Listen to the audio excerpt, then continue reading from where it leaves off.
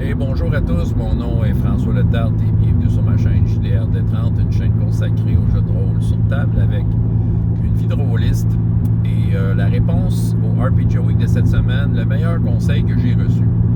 J'en ai reçu plein, j'en reçois encore, il y a des conseils qui étaient super bons, mais avec du recul et de l'application et par rapport au style de jeu que j'adopte, finalement ça donne que c'était pas des bons conseils. Mais il y en a quand même quelques-uns que j'ai gardés. C'est difficile de m'arrêter à un seul conseil, quoique il y en a un que je vais vous que je vais partager parce que je pense que ça a quand même été un qui a changé la donne dans mon cas, beaucoup dans ma façon de jouer. C'est ça, ça m'a vraiment permis comme de rendre les parties vraiment plus excitantes. Écoute, je vais commencer par le conseil que j'avais au départ et que je pense finalement c'était pas un bon conseil pour moi. J'avais lu quelque part Gary Gygax, puis si vous le connaissez ce conseil-là, qui disait rouler des dés derrière le paravent, c'est juste pour faire du bruit. En voulant dire que tu caches tes dés, puis dans le fond, tu peux ignorer un résultat. Je trouvais que l'idée était bonne. Je me disais, bon, le jeu de rôle, c'est une histoire qui se déroule, tout ça, puis en tant que meneur de jeu, je peux décider que, telle scène, elle serait cool s'il la réussirait, les joueurs. Ça serait le fun qu'il n'échoue pas, ça serait le fun que le matin, le méchant ne one-shot pas un des personnages. Non, j'ai roulé un critique, faut pas que je le dise, tu sais, mais je trouvais que c'était une bonne idée pendant longtemps pour m'apercevoir que, tu sais, souvent, ben c'est ça qui arrive, tu sais, je trouve que, tu sais, à force de le faire, il y a de quoi qui marchait pas dans mes games et j'ai réalisé que en ignorant le hasard, il manquait quelque chose, il manquait de ce thrill. Fait que, à force d'écouter toutes sortes de conseils, j'ai vu ceux qui disaient « open roll ». Make open rolls, roule devant l'écran, pas derrière, tout ça.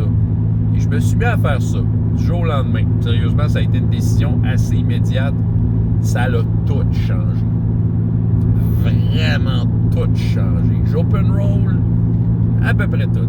Ce que j'open rollerais pas, ben c'est des difficultés fixes que je vais garder en arrière de l'écran, mais en même temps, j'essaie d'être le plus transparent possible. Quand vient le temps de mettre le hasard sur la table, c'est d'être le plus transparent possible. Donc oui, le kobold poche, le dernier survivant de sa gang que tu viens de décimer, peut te faire un critique devant ton guerrier de niveau 5 et le tuer.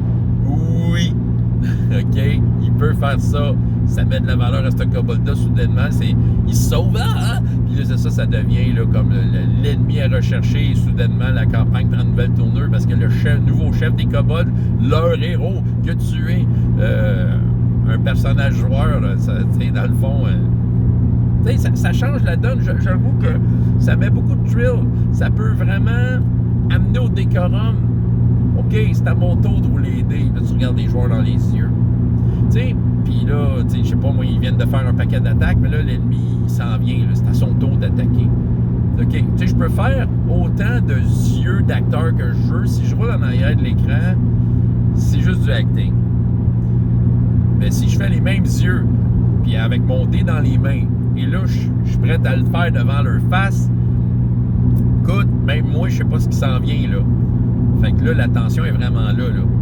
Même moi, je n'ai plus le contrôle de ce qui va sortir de mes mains. Schlac, un critique dans ta face. Ha! Ou je rate comme un vrai pleutre. Mon méchant a eu de l'air fou. T'sais, vous comprenez, là, je fais des situations de combat, mais n'importe quelle situation peut amener à une tension. Est-ce que le jet de dés va réussir? Mettre ça entre les mains des... Mettre ça... Je dis mettre les mains des joueurs, en fait, entre les mains de la transparence, c'est bien plus excitant. Fait que quand j'ai reçu ce conseil-là, je l'ai appliqué. Je peux vous dire, ça change. Ça a tout changé. Pour moi, pour les joueurs, pour l'ambiance de la table, de savoir que le hasard est vraiment là pour trancher de la façon que tu ne veux pas vraiment ou que tu veuilles. Mais de toute façon, il y a toujours moyen de rattraper si jamais c'est pas le jeu de dés que tu veux, parce que c'est faut que tu acceptes le résultat.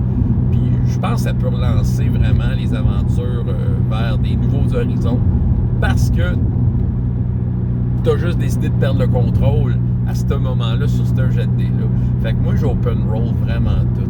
Puis je considère que les règles, c'est le contrat entre les joueurs et le meneur de jeu. Ils ont des feuilles de personnages, ils ont des chiffres dessus. Les joueurs ont des attentes sur de quelle façon la mécanique, le hasard doit être fait. Je pense que ça vient des deux bords. Et si on respecte ce contrat-là, ça met de la valeur à tout ce qui est écrit sur leur feuille d'aventure. Ça met de la valeur à tout ce qui est mathématique dans ce jeu-là. Tu mets de la valeur parce que tu as décidé que le hasard était important et que tu n'avais pas à l'ignorer. C'est ça. Parce que sinon, ben écoute, c'est aussi bien juste raconter. Tu sais, si déjà t'as triché là, en arrière d'un écran, c'est aussi bien de juste plus rouler de dés et raconter ce que tu veux. Tu comprends? Tu sais, c'est ça. Bon, ben tu sais, t'es pas à l'aise avec cette idée-là de pas cacher tes jets de dés. 2 conseils. C'est soit que tu prennes un jeu que le meneur de jeu ne roule pas de dés, comme ça tu viens de régler ton problème direct là. L'autre conseil, c'est que, OK, regarde, tu n'as peut-être pas le contrôle du hasard, mais tu as le contrôle sur ce que les joueurs ne savent vraiment pas, la quantité de points de vie du monstre. Ben oui, tu peux tricher là. C'est moins pire tricher là, sérieux. C'est moins pire tricher là parce que tu le fais au nom du... ben, tu as le contrôle de ça, tu le fais au nom du défi, tu sais, de... OK, puis de remettre entre les joueurs un peu de leur hasard et de leur stratégie une façon de contourner ça. Il y a moyen de... Ça, tu vois, je suis plus à l'aise là, de tricher ces nombres-là. Je vais moins le tricher si je suis transparent que j'ai mis les stats du monstre sur la table. Parce que les joueurs vont le calculer. Des fois, ça arrive que je sors carrément les stats de monde en face des joueurs. Regarde, c'est ça, vous avez à battre. Fait comme ça, là, ça, je triche pas. Mais les dés, non, je ne triche pas. C'est ça, c'est ça. L'autre conseil, donc, il y a ça.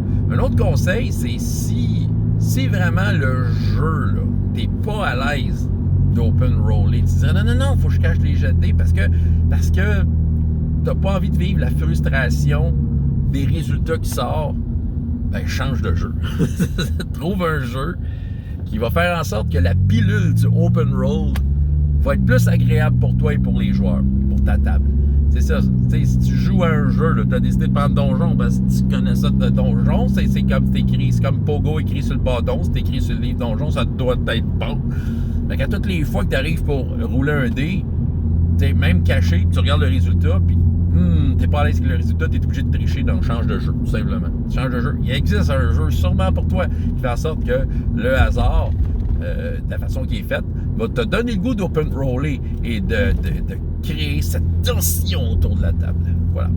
Bon, ben c'est ça. C'est mon meilleur conseil, c'était open roll tes affaires. Puis sérieusement, ben tu sais, j'en ai eu plein de super bons conseils. C'est celui qui me vient en tête parce que je suis capable clairement de me rappeler du moment où ça comme que mon style de jeu a pris un élan, un